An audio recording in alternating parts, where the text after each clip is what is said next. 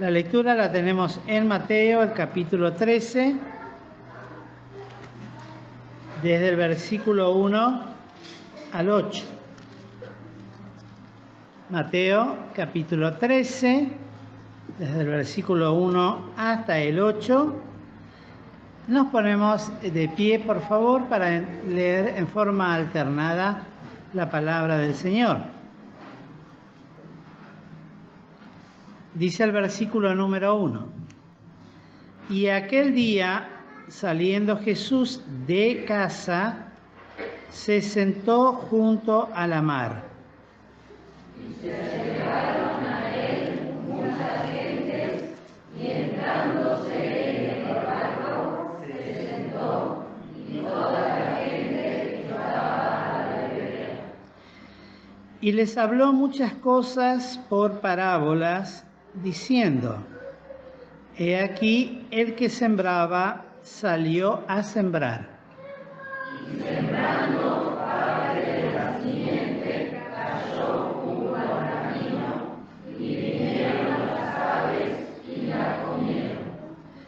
Y parte cayó en pedregales, donde no tenía mucha tierra, y nació luego porque no tenía profundidad de tierra.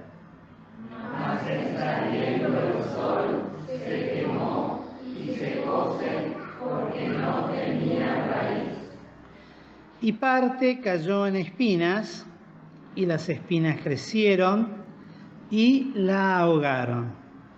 Y parte cayó en buena tierra y dio fruto, 400, 60 y 30. Hasta aquí la lectura de la palabra de Dios. Muy bien, hermanos, continuamos entonces considerando las distintas parábolas que el Señor nos dejara en su bendita y santa palabra. La parábola del día de hoy es la muy conocida, por cierto, y muchas veces hablada y meditada no solamente en escuelas dominicales, sino también en mensajes del Evangelio, que es la palabra del sembrador. Como muchas veces también se la dice la parábola del buen sembrador. Y como dato importante, es una de las parábolas que están en el libro de Mateo, en el libro de San Marcos y en San Lucas. No está en Juan. La parábola solamente está en estos tres primeros evangelios. En Marcos, el capítulo 4, del 1 al 20. Esto lo doy como dato, no es necesario que lo busquen. En Lucas, el capítulo 8, del 14 al 15, el Señor desarrolla esta parábola para darnos una enseñanza central, importante en este caso. Recordemos que el propósito de toda parábola es dar una enseñanza de carácter práctico, espiritual, y que tiene un hilo central, tiene una idea central, y que todas las demás cosas que acompañan a la parábola la revisten, la adornan, y algunas son más amplias y se explican, y el Señor las explicó en sí misma, como son en este mismo caso que hemos de leer, y en otras son más breves y podríamos decir, implica para el estudiante una investigación un poquito más profunda, más amplia dentro de la palabra. Y recordemos que de las parábolas no se deben hacer doctrinas. Las doctrinas bíblicas fundamentales constan entonces como parte de su armadura, por decirlo de esta manera, de su forma, de su esqueleto, de parábolas en algunos casos. En este caso, la ocasión en que el Señor la da, lo hace luego de haber tenido ciertas experiencias con los judíos de su tiempo, ciertas experiencias con su propia familia, dar lugar y honor a aquellos a los cuales él consideraba realmente su familia, que están en el capítulo anterior. Luego en este capítulo prácticamente empieza diciendo que ese mismo día, en el versículo 1 nos dice, sale Jesús de la casa donde él vivía. Esto apunta justamente a que el Señor, aunque él dijo, el Hijo del Hombre no tiene lugar donde reposar su cabeza, no obstante él tenía una casa donde vivía, donde estaba, no era que estaba un desamparado o que vivía en la calle. Sí andaba mucho por los caminos de Galilea, por los caminos de los pueblos y llevaba la palabra de Dios. Pero él tenía un lugar de residencia, una casa donde estaba. Por eso dice, y en aquel día, saliendo Jesús de casa, de la casa donde él estaba, sale y se sienta junto a la mar. Quien entonces, y como ya a esta altura de su ministerio, estaba siempre rodeado por miles de personas y toda suerte de personas, para decirlo de forma muy breve, muy rápida, estaban aquellos que eran sus enemigos, constituidos por los fariseos y los publicanos, los religiosos, políticos de ese tiempo, estaban rodeados por muchísima gente que les seguía por interés, por los beneficios que podía recibir del Señor. Recuerden que Él dio de comer muchísimas veces, por lo menos se relatan 2 veces, en que el Señor dio de comer a miles de personas hasta que se hartaran. Por lo tanto, también tenía una suerte enorme de gente que buscaban de alguna manera beneficios económicos. Había muchísimo más personas y gentes que buscaban en él la sanidad. Eso hasta el día de hoy se comprueba. Prácticamente todas estas cosas, ¿no? Se pueden comprobar porque sigue habiendo oyentes de todas estas características, que no siempre quiere decir que un oyente es aquel que escucha atentamente, ya lo vamos a ver, pero sí que estaban y le seguían.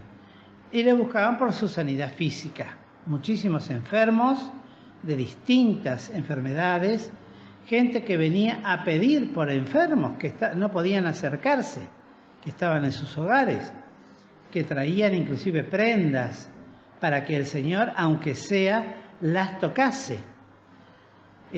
También estaban aquellos que venían por enfermedades espirituales, buscando al Señor para que el Señor librara a los suyos de distintos demonios. O sea, la cantidad de gente que había era muchísima. Y había quienes lo buscaban maravillados por su doctrina, porque les hablaba como quien tenía autoridad y no como los escribas. Le hablaba como alguien que cuando hablaba verdad y hablaba sinceramente y sintiendo realmente y acompañando a la necesidad de las almas. Y en el versículo 3 nos dice, y les habló muchas cosas por parábolas, diciendo, he aquí el que sembraba salió a sembrar. En primer lugar, debemos decir que cuando aquí la palabra nos habla del sembrador, el interrogante para algún nuevo que no conozca, para los creyentes ya lo sabemos, pienso, pero no es otro que el Hijo del Hombre, como dice la palabra de Dios. En el 13:37, fíjense lo que dice, y respondiendo, él les dijo, el que siembra la buena simiente es, ¿quién? El Hijo del Hombre, es Cristo Jesús. Él es el gran sembrador, es el gran sembrador de la palabra de Dios. Ahora bien, y lo sigue haciendo esta tarea, aunque ya no desde el punto de vista físico, personal, porque él tuvo un breve tiempo sobre la tierra cuando habitó entre nosotros desde su nacimiento hasta su ascensión a los cielos. Ese fue el tiempo que el Señor estuvo. Y particularmente en los últimos 3 años y medio de su vida, fue en los cuales Él sembró la bendita y santa palabra de Dios. Por eso lo define aquí, aunque es con relación a otra parábola, pero arroja luz a esto que dice el sembrador. El que sembraba salió a sembrar. El buen sembrador, entonces, el sembrador es el Hijo del Hombre. Así lo define Mateo en toda su escritura, como el Hijo, con mayúscula, del hombre, hablando del Hijo de Dios, del Señor Jesucristo. Ahora, la realidad también es esta, que esta tarea se sigue realizando. No es que lo hizo Cristo y ya dejó totalmente esa tarea de sembrar. Lo sigue haciendo por su Espíritu a través de sus siervos, los profetas. Vamos a leer en 1 Pedro. Podemos buscar 1 Pedro, capítulo 1, verso 25, parte B.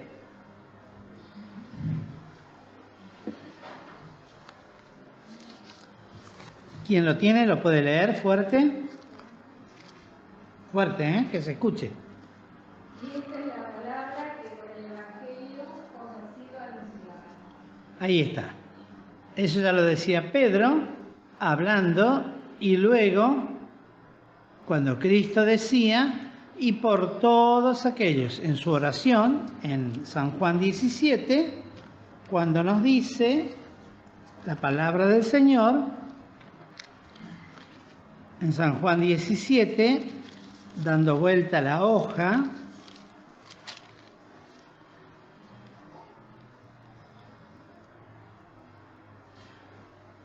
en el versículo 20, mas no ruego solamente por estos, sino también por los que han de creer en mí por la palabra de ellos.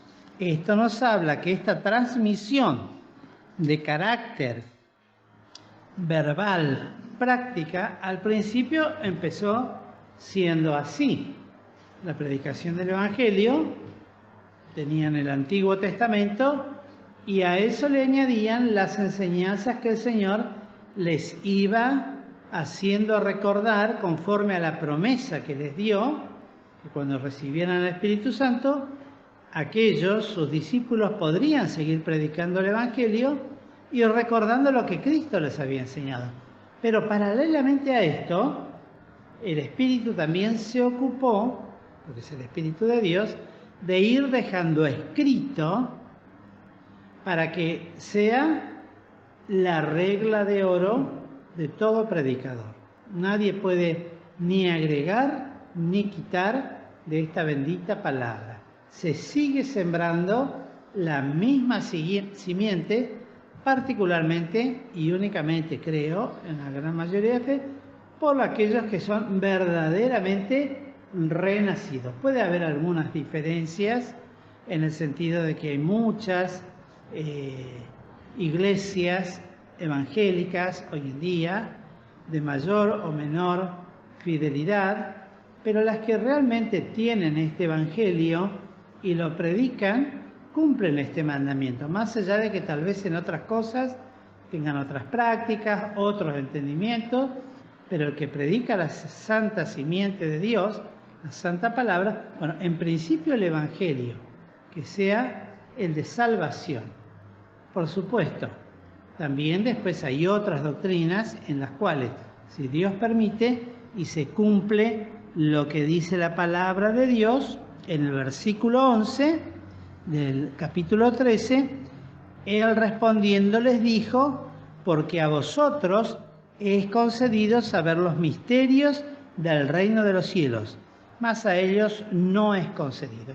A los que no predican un evangelio sano, santo, limpio, puro, que no hay otro evangelio, a ellos es concedido el conocer en la gracia de Dios otros misterios del reino de los cielos. Para los que niegan y no predican directamente el reino de los cielos, no les es concedido nada. Erran totalmente en sus prácticas y en sus doctrinas. Y por último y por único, persiguen algo que es solamente esto de los oyentes. Ahora bien, ¿dónde siembra el Señor la palabra? La parábola nos describe 4 terrenos.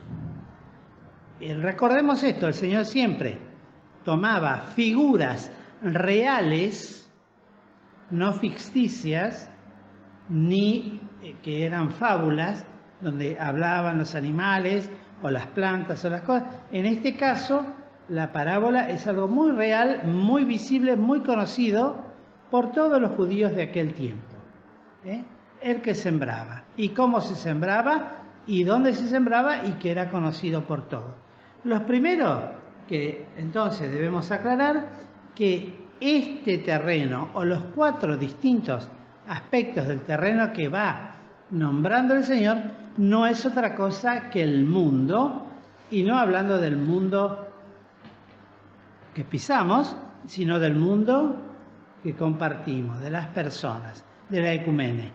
Fíjense en el versículo del capítulo 13, el versículo 38, la primera parte nomás. Dice, y el campo es el mundo. Es el mundo donde se siembra la palabra de Dios y que nosotros y que ustedes permanentemente lo hacen, pues llevan de alguna manera esta palabra. Pues todo aquel que profetiza, que enseña, que predica la palabra del Señor, es una tarea de trabajo netamente espiritual. Ya sea entregando un tratado, ya sea teniendo una pequeña conversación, ya sea teniendo una oración en favor de un alma. Hay algo que tal vez me gustaría aclarar que puede servir, porque a veces nos podemos encontrar en esta disyuntiva, más cuando damos con gente o nos comunicamos con gente del mundo. Yo creo que alguno de ustedes habrá tenido la experiencia de que alguien le diga, bueno, ¿podés orar por mí? Cuando tiene un problema, una dificultad, una enfermedad. Entonces uno dice, no, pero nosotros no hacemos o por una enfermedad, no, nosotros no hacemos ese tipo de eso, lo hacen otros, no. Aprovechemos la oportunidad para predicar el Evangelio. Es decir, cuando un alma dice, ¿podés orar por mí? Sí, vení que oro por vos. Y entonces oramos y le pedimos a Dios, pero más que hacer énfasis por la enfermedad que tiene, por la dificultad económica, porque es muy difícil que nos interrumpan en el momento que estamos orando.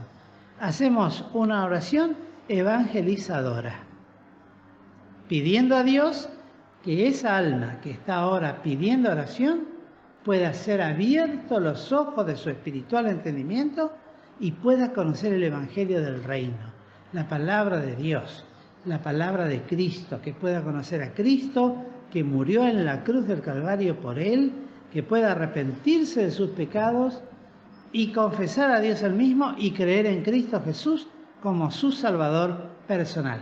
Hagan esa oración. Y ni pidan por lo que les pida. No hace falta, porque sabemos que lo demás será dado por añadidura, si Dios lo quiere. Pero lo importante es que el alma escuche el Evangelio. Entonces, si un alma se les acerca y les pide oración, bueno, ustedes tienen que tener el dominio de la situación. ¿Qué le van a orar? No le van a orar para que el pie se les sane. ¿Es importante el pie o la vida eterna? Ah, bueno, pensé que estaban en duda. Es la vida eterna. Entonces, orar por esa alma, Señor, te ruego por la vida eterna de esta alma. Y si quieres, y su pie, bueno, si está en tu gracia, que se lo sanes. Punto. No hacer, Señor, sana el pie, quítale el espíritu malo que le domina su pie y que le maneja su pie y que le infecta su pie. Marquito es testigo. Vino uno, lástima que después se suicidó él mismo, pobre, no le alcanzó la fe. Pero un día vino y me dijo, Daniel, quiero que tengas una oración por mí. Y vine y me agarró la mano y se la puso acá. Y bueno, y justo salía Marco con el auto y me dice, ¿qué hace? En la calle estaba yo, ¿eh? Bueno, lloré y le pedí al Señor que lamentablemente la fe no le alcanzó. No le alcanzó. Pero no le negué la oración. Entonces, esto sería sembrar la palabra de Dios, de una o de otra forma. Son ejemplos sencillos. La que cae junto al camino, ¿no? Pues, antes de entrar en eso, cada uno de estos terrenos representa lo que es cada corazón. Prácticamente abarca a la humanidad completa, con distintas variantes mayor o menores, pero abarca prácticamente a toda la humanidad y prácticamente a la actitud que se toma frente al conocimiento de la bendita y santa palabra de Dios cuando recibe la palabra. Pues así como una semilla se echa para que dé fruto, para que se siembre, cuando uno da la palabra, el propósito de que ésta es que penetre en el corazón. Esa es la particularidad. Recordemos esto, así como el alimento físico alimenta el cuerpo y lo requerimos, las palabras, sean de la naturaleza que sean, alimentan el espíritu y el alma. Por eso, el que se alimenta de la palabra de Dios tiene bendición y vida eterna. El que se alimenta de otra palabra, de otras cosas que contaminan, que enferman, que dañan, que tuercen, no erréis. Las malas conversaciones corrompen las buenas costumbres. Entonces, ese es el propósito. Ahora bien, siguiendo, el primer camino que aquí, el primer terreno cae junto al camino. Conocida esta parte, pues el camino, y esto sucedía en aquellos tiempos, no eran terrenos grandes. De hecho, tener una hectárea de tierra para poder cultivar era muy importante, pues en general esas zonas son terrenos muy pedregosos y cuesta mucho limpiar para poder sembrar. Esto lo cuento como una pequeña experiencia. En una oportunidad tuve un jefe que fue a visitar a una familia en Italia, un terreno muy parecido, y me contaba lo sorprendido que estaba porque la familia estaba festejando que tenía una hectárea, que habían comprado una hectárea y que en ella tenían para hacer un viñedo. Ahora, se encontró con la sorpresa de que estaban trabajando y limpiando esa hectárea, que es una manzana, y estaban sacando piedras del tamaño de camiones del terreno y otras más pequeñas, qué sé yo, para poder entonces después hacer una capa de tierra fértil y cultivable. Ahora, imagínense lo que debe ser eso, el trabajo, lo importante que es para ellos. Bueno, en aquellos tiempos no había camiones, pero sí había distintos terrenos. Y esos terrenos, normalmente sucedía que a veces, para acortar distancia, se cruzaba por el medio de ese terreno y se formaban los caminitos o los caminos que eran firmes, se consolidaban con el peso, se ponía una tierra muy dura. La primera figura que muestra al Señor junto al camino es esta. Y la explicación del versículo 5 la encontramos en el versículo 20, al lado, en la hoja de al lado, el versículo 20-21. 5 y 6 nos habla de esto cuando dice, y parte cayó en estábamos junto al camino, en el 4, ya me estoy salteando. Y sembrando parte de la simiente cayó junto al camino, y vinieron las aves y las comieron. El 19, sí, no nos vamos muy lejos, es la aclaración. Dice, ¿qué es lo que sucede? ¿Qué representa este camino? Que este tipo de tierra, de un camino duro, que oyendo cualquiera la palabra del reino y no entendiéndola, viene el malo y arrebata lo que fue sembrado en su corazón. Este es el que fue sembrado junto al camino. Y alguno dirá, bueno, pero acá dice, y no entendiéndola. Lo cierto es que no entenderla es una forma también de no recibirla. No recibirla. Recuerden ustedes esto lo que dice más abajo, en el 13. Por eso les hablo por parábola, porque viendo no ven y oyendo no oyen, ni entienden. Quiere decir que un corazón que no entiende la palabra de Dios, por más que se le hable, uno tiene que pensar que es muy posible que sea un corazón duro, que no quiere recibir la palabra, no le interesa. Puede ser muy formal, muy amable, amoroso, y hasta puede ser altruista, generoso, dadivoso, socorrer a otros, solidario. No como que es la última palabra, pero la agregamos, solidario, en fin, un montón de, no se me ocurre más nada, un montón de cosas. Pero cuando se habla de la palabra de Dios, se baja, ¿qué cosa? La persiana, la cortina. Hasta ahí todo bien. Mi límite es este. Miren, les cuento una experiencia. El señor que nos hizo el trabajo en los baños de poner las descargas nuevas, un hombre muy agradable, muy simpático, un hombre mayor, Rubén creo que se llama, ¿no? Un día apareció por casa y me trajo azúcar. No, porque vi que, no sé cómo se habrá dado cuenta, pero vi que tienen ahí en la escuelita, dice, chicos, entonces, y trajo un paquete de azúcar, no sé cuántos, 10 paquetes trae, ¿no? Lo trajo, bueno, muchísimas gracias. Al mes siguiente otra vez trajo. Bueno, mirá, ya que me traes esto, te quiero invitar para que vengas a escuchar la palabra de Dios. Me prediqué el Evangelio. Eso pasó hace como 5 meses. Nunca más azúcar. Se terminó el azúcar. Tengo ganas de llamarlo y decirle, mirá, no te sientas mal por lo que te dije. Podés seguir trayendo azúcar. Pero no lo voy a hacer. Pero fíjense, se sintió invadido. Traspasé su espacio. ¿Cuál es el espacio? La cortina que bajó, yo golpeé y entré y le llevé una palabra que no le interesaba. Me parece a mí escuchar. Entonces, es un camino duro.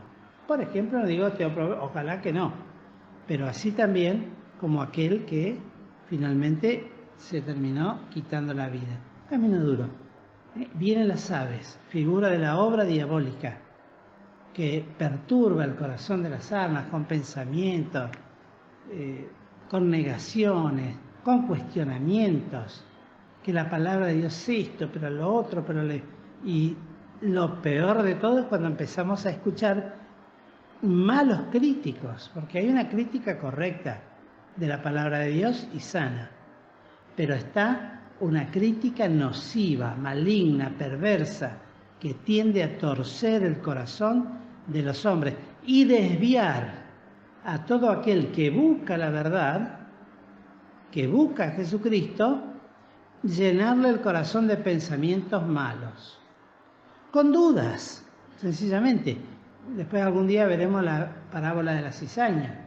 Es siempre una pequeña duda. Pero ¿y a vos quién te dijo que toda esa gente está en la verdad?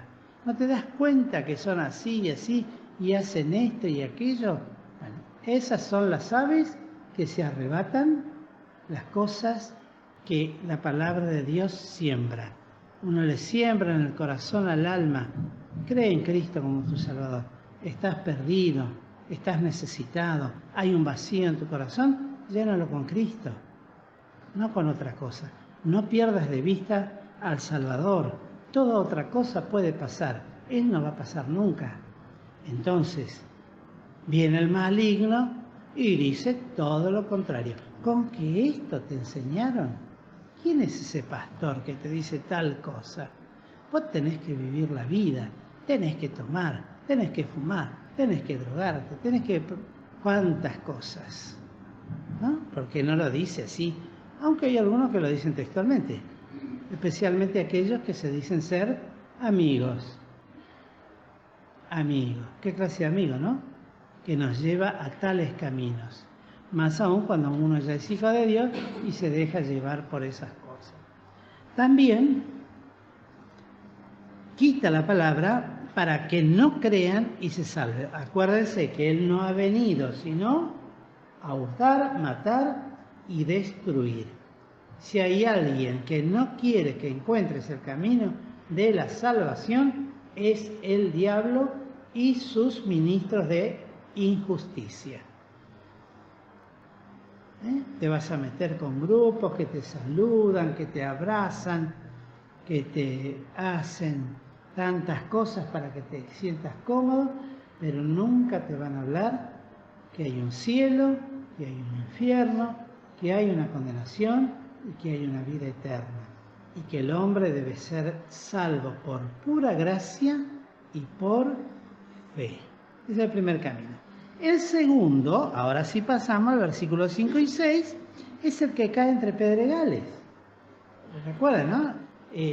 Para el que no lo sabe, los sembradores de aquel entonces se colgaban como una especie de morral, de bolsa de cuero, y caminaban entre lo que habían podido abrir como surco, y entonces con las manos tiraban para un lado y para otro la simiente e iban caminando. Y las semillas iban cayendo. No es como ahora que se hace con máquinas que se siembran específicas. En aquel momento se tiraba para que el viento la desparramara. Bueno, parte de esa simiente, parte de la palabra, cae en pedregales, donde no tenía, dice el Señor, en el versículo 5, mucha tierra, y nació luego porque no tenía profundidad de tierra. Nace enseguida. Pero sucede algo. Son tierras muy especiales, que saliendo el sol, se quemó. Se quemó. Salió el sol, tierra muy árida, muy caliente, sol muy intenso, y secóse porque no tenía raíz, no tenía humedad. Se secó, se murió. ¿Qué significa esto? Lo aclara el Señor en el versículo 20 y 21, que nos dice que no tenía, fue sembrado en pedregales. Este es el que oye la palabra y luego la recibe con gozo. Oye la palabra y la recibe con gozo, y nosotros nos parece que ya está. ¿Con cuánto gozo la recibió? Momento. Sí, hay que bautizarlo, mirá qué contento que anda, cómo se agarró la palabra. Momento, tranquilo. Déjalo que se siente, que escuche un tiempo, porque tiene que salir el sol todavía. Y el sol sale para todo, dice una canción, creo, ¿no? No sé si es una canción que dice, el sol sale para todo. Bueno, espera que salga el sol. Espera que le salga el sol. Y el sol le sale.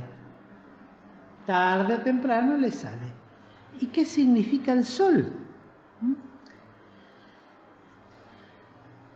El 21 lo dice, en el 20 dice, y el que fue sembrado en pedregales, le recibe con gozo. El 21, mas no tiene raíz, antes es temporal, es un tiempo.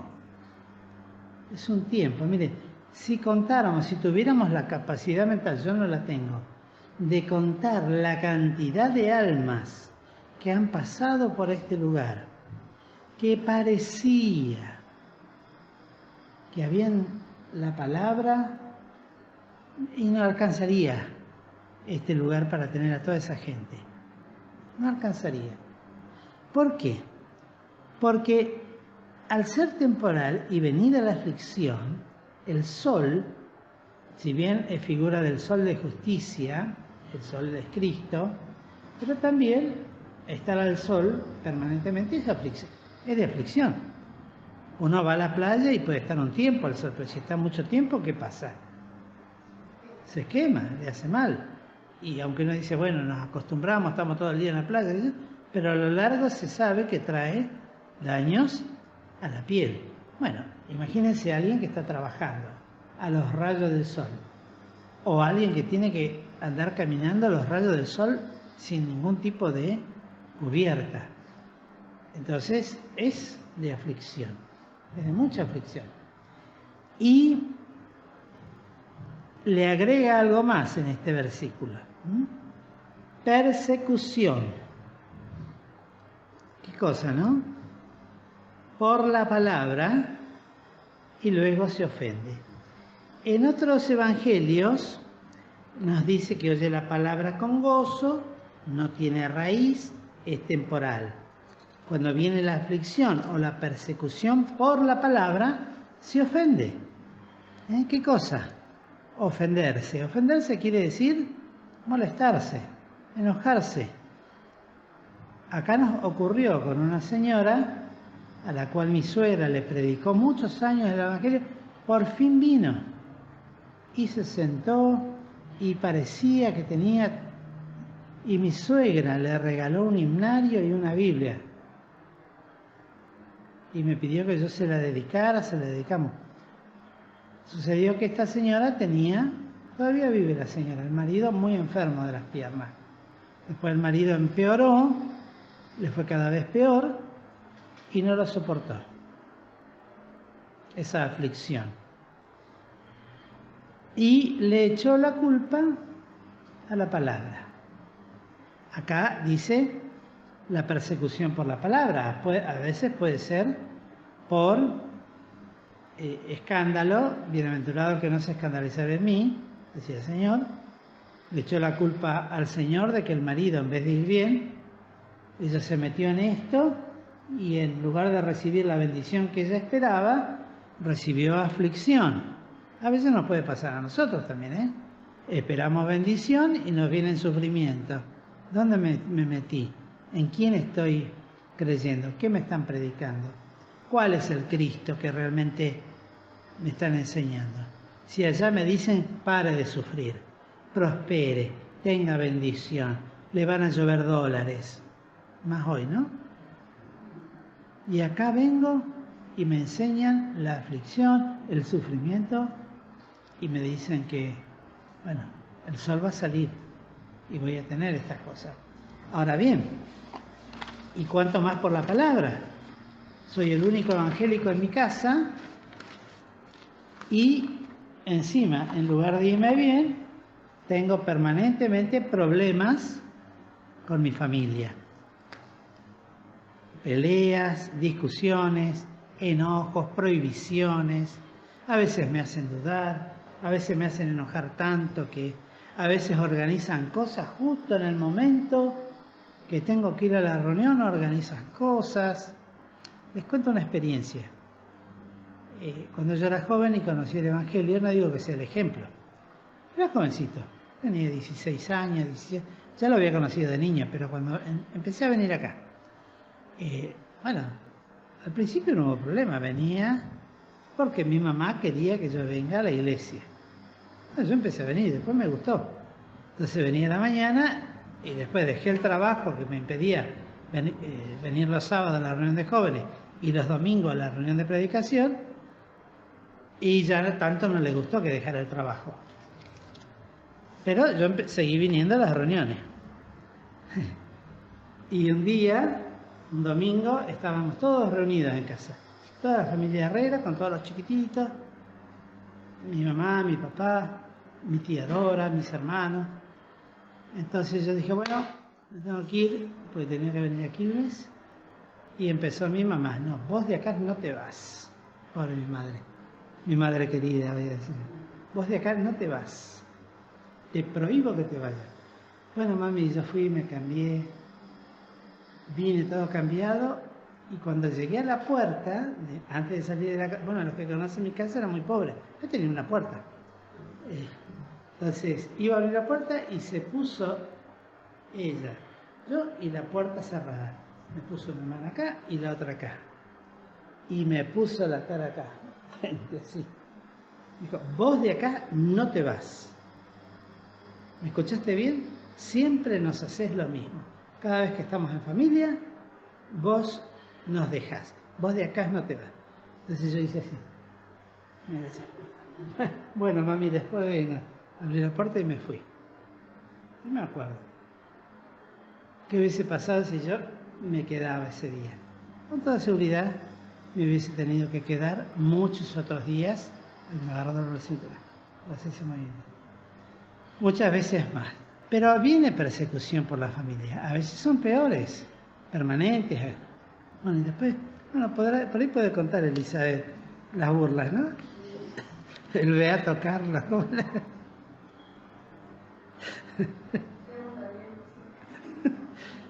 En fin, fue bravo, porque eran unos cuantos. Pero bueno, en su gracia, Señor, me dio una fortaleza que no es mía y puedo contar en mi haber que la gran mayoría de la familia conoció al Evangelio. Después cada uno tomó sus decisiones, en fin, pero fue lo que Dios escogió en su momento para llegar al conocimiento de la verdad. Bueno, a veces esas son las luchas, viene la aflicción, porque no es nada simpático. Para todos los que lo pasan, saben lo que eso significa. El padre, la madre, los hermanos, la burla, la ironía, en fin, un montón de cosas. Pero bueno, gracias a Dios yo cuando salí de ahí me olvidaba, no vivía con rencor. Me dijo esto, sí me acuerdo, tengo memoria, pero gracias a Dios que después el Señor me pudo dar la victoria. Y así con muchas otras cosas, no solamente con mi familia, con amigos, compañeros del colegio, de la secundaria. Luego, continuamos hermanos, porque si no, no vamos a terminar. En el versículo 7 dice, y parte cayó en espinas, maldita será la tierra por amor de ti, dice. Espinas y cardos te producirá. O sea, es la maldición de Dios en esta figura de las espinas y las ortigas. Dice, en espinas, y las espinas crecieron y la ahogaron. La explicación está en el versículo 22. El que fue sembrado en espinas, el terreno que tiene muchas espinas, este es el que oye la palabra. Pero, ese pero, dice, el afán de este siglo, con todo lo que ello lleva, ¿no? Cuando Cristo decía en Mateo capítulo 6, la vestimenta, la comida, el vivir diario, con qué viviremos, con qué nos cubriremos, qué será de nosotros, cuántas cosas ahogan la palabra, porque dice así, ¿no? Y el que fue sembrado al final, este es el que oye la palabra, la oye. Pero el afán de este siglo, el engaño de las riquezas, ahogan la palabra y la hacen infructuosa. No puede dar fruto. Y hasta en algún momento habla de los cuidados de este siglo, que me preocupa más y vivo más afanado por poder mantenerme. Y cuando dice este siglo, habla de este tiempo presente también, de tiempos dificultosos, de tiempos de guerra, de tiempos de convulsión, de tiempos de cambios de gobierno. Eran épocas muy complicadas las que vivía el Señor, de invasiones, de decenas de miles de muertos, sin la medicina que existe actualmente, aún con todas sus limitaciones que pudiera haber. Pero era el afán de este siglo y el cuidado, las riquezas y las codicias, entre otras cosas, el codiciar tantas cosas que sería innumerable la lista de codicias que tenemos. Que codicio tal cosa, codicio tal otra, deseo tal otra cosa. La riqueza, los pasatiempos de la vida. Hay gente que se dedica solamente a organizarse para pasar el tiempo. Trabaja, sí, pero yo después tengo que hacer esto, tengo que buscar aquello. Y a veces algunos, y no es que critique porque si alguno lo tiene, en buena hora, pero sí que le quita tiempo. Decía el hermano Marino en alguna oportunidad, hay hermanos que piden al Señor un auto, porque necesitan un auto. Y cuando el Señor les concede la posibilidad de tener un auto, bueno, ya la cosa cambia. Y podemos ir de picnic hoy, ¿no? Mirá qué lindo que está. Total, estamos en tiempo de verano. Vamos al picnic. Y vamos acá cerca. ¿Cuál sería el lugar más lindo que conocen? Bueno, es medio peligroso, pero por acá cerca, antes era el Parque Pereira, ir al parque, sentarse, tomar mate, hacer un asadito. Vamos a la costa, vamos un par de días, vamos y volvemos. En los pasatiempos de esta vida, ¿no?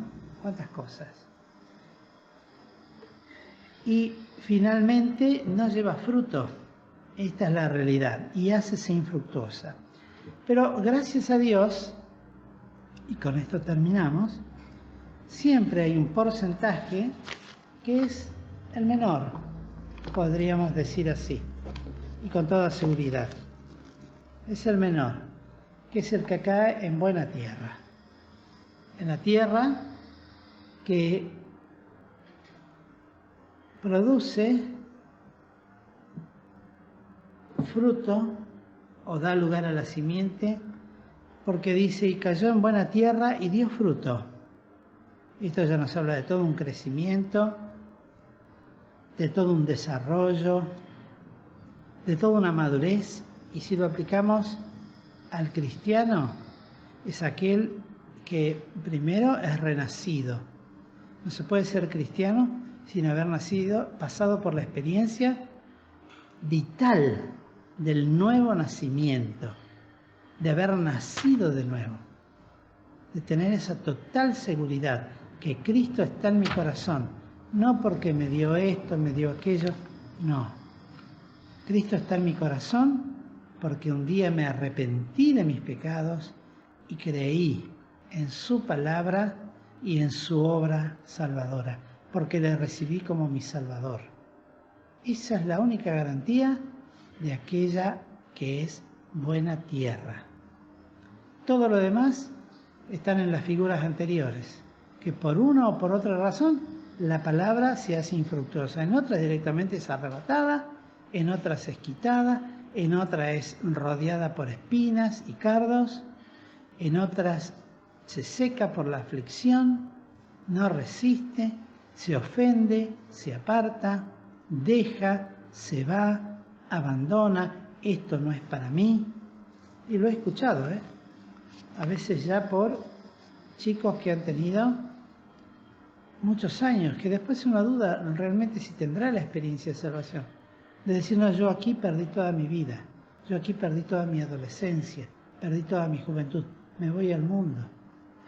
Otros que han cambiado inclusive, han apostatado totalmente la verdad y se han hecho católicos, apostólicos, romanos, porque en eso encuentran su experiencia personal que les beneficia, lo cual no quiere decir que sean salvos. Pero lo que yo puedo asegurar es que la buena tierra es aquella que recibe esta simiente, nace como una nueva criatura, va creciendo en la vida como hijo de Dios, con todas las experiencias que le corresponden vivir como hijo de Dios. Luego llega un momento en que esa planta empieza a dar su fruto, el fruto del Espíritu. Con todas las luchas, vuelvo a repetir, no hablamos de perfección, que apareció una planta como corresponde. Y la respuesta está acá, en el 23. Mas el que fue sembrado en buena tierra, Este es el que oye. ¿Qué diferencia con el primero, no? Y entiende la palabra. Es un misterio, pero es así. El que tiene un corazón recto delante de Dios, aunque sea un pecador, pero es recto y sincero, entiende el mensaje de salvación. Entiende que Cristo vino para morir por sus pecados. Y entiende la palabra. Y por supuesto, al entender, la recibe, y al recibirla, le da lugar para que crezca y se desarrolle. Y lleva fruto. Ahora bien, 2 puntos. Aclara, ese fruto será 1 a 100. Si 100%. Una vida plena, completa, total, al servicio y el ministerio de Jesucristo. Otros a 60. No tanto, pero da fruto. Y otro a 30, mucho menos, pero da su fruto. Y ese fruto está medido en base a la entrega y a la dedicación particular de cada uno y a la decisión y a las decisiones que va tomando en su vida paso a paso, desde su juventud. Por eso le contaba la experiencia de mi juventud. Después no tuve esa otra experiencia, pero tenía 16 años. Después vino la época en que mi mamá se enfermó y vinieron mayores conflictos. Duró mucho tiempo, pero gracias a Dios, bueno, acá estamos. Fruto, no sé, eso lo medirá el Señor el día de mañana. ¿Cuánto será el fruto en mi vida? Yo sé que está acumulado en algún lado. Haceos riquezas en el cielo, donde ni el oro ni el orín corrompen. ¿Cuál es nuestro tesoro? ¿Cuánto hemos acumulado ahí? Yo no lo sé. La verdad, no me interesa saberlo. No tengo forma de cuantificarlo tampoco. Pero una cosa hago, a pesar de los pesares. No que ya lo haya alcanzado, ni que ya sea perfecto, sino que prosigo. Por ver si alcanzo aquello. Porque sé que un día el Señor eso me lo mostrará. Y en base a eso será las coronas, las joyas preciosas, el oro, la plata, las bendiciones de carácter eternas, espirituales, que el Señor otorga para hermosear a su iglesia. Aquellos que han tenido buena tierra en su corazón en este tiempo, sobre este mundo, cuando el sembrador se acercó a través, vuelvo a repetir, de un predicador, de un compañero de colegio, de un compañero de trabajo, de un vecino, de un amigo, de un conocido, y nos trajo el Evangelio. No perdamos de vista, no es el amigo, no es el predicador, no es el compañero de colegio, es el Señor. Él es el buen sembrador. Y a Él deberemos dar cuenta. Tal vez nuestra vida no ha dado tantos frutos, pero siempre hay tiempo de ordenar y hacer derechos pasos a nuestros pies. Siempre hay tiempo de arrepentirse, mientras que tenemos todavía aliento. Y de hecho, no nos vamos a ir de este mundo sin habernos arrepentido de todos nuestros pecados. De todos, porque no podemos ir al cielo cargados de pecado. Tenemos que dejar este mundo totalmente limpios. Y en algún momento tendremos que pedir perdón y arrepentirnos. Bueno, ¿por qué no hacerlo ahora, hoy? Y empezar a servir a Cristo a pesar de las aflicciones, aún a pesar de cómo soy yo, de mi carácter, de mi forma de pensar. Bueno, todo eso lo corregirá el Señor.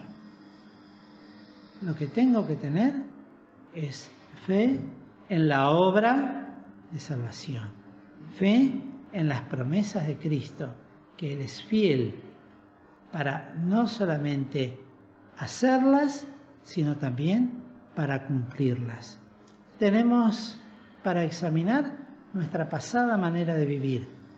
¿Qué beneficio teníamos de eso? Dice el apóstol Pablo, de aquellas cosas que ahora realmente nos avergüenzan. Y más vale, no lo quiero ni hablar. Mejor, si no edifica, ¿para qué hablarlo? Pero ¿por qué no pensar en el futuro? ¿Por qué no pensar en lo que viene?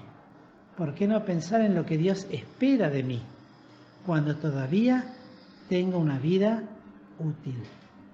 Cuando tengo todavía una vida en la cual todo el esfuerzo, está bien, debo trabajar, tengo que seguir trabajando, tengo que estudiar, debo seguir estudiando. Pero que el tiempo, el mayor tiempo de mi vida y el pensamiento principalmente, sea Cristo, no apartarnos de ahí. Cuando nos apartamos, vienen los problemas que vienen. Que el Señor nos bendiga, querido. Esta es una parábola muy sencilla para entender, pero tiene mucha enseñanza, Es muy práctica. ¿En qué tipo de terreno se encuentra mi corazón? ¿El del camino, donde no le entra una bala? Dice alguno, ¿no? Eso es terrible, no te entra una bala. En el sentido que por más que uno le diga cosas, se le mete algo en la cabeza y lo va a hacer, pase lo que pase. Un camino, el otro eran pedregales, hablando de las piedras que puede haber en nuestro corazón, que tienen que ver con pecados, con vicios, con pensamientos formados, que impiden el crecimiento, o un corazón lleno de espinas, raíces de amargura, rencores, de cosas que me han hecho y que no puedo perdonar, que no tienen perdón, que no voy a perdonar. Cosas así. ¿Cuántas cosas hay en todo nuestro corazón? Y por último, aquel que no es mejor que los demás. Sencillamente tiene un corazón que al escuchar la palabra se abre y la recibe y le da lugar y se humilla y recibe de Dios esa bendición eterna de ser hecho un hijo o una hija de Dios. Y de ahí en más a dar fruto. Señor, quiero tener fruto en la vida. Ayúdame a seguir en este camino. Bueno, que el Señor nos bendiga, queridos hermanos.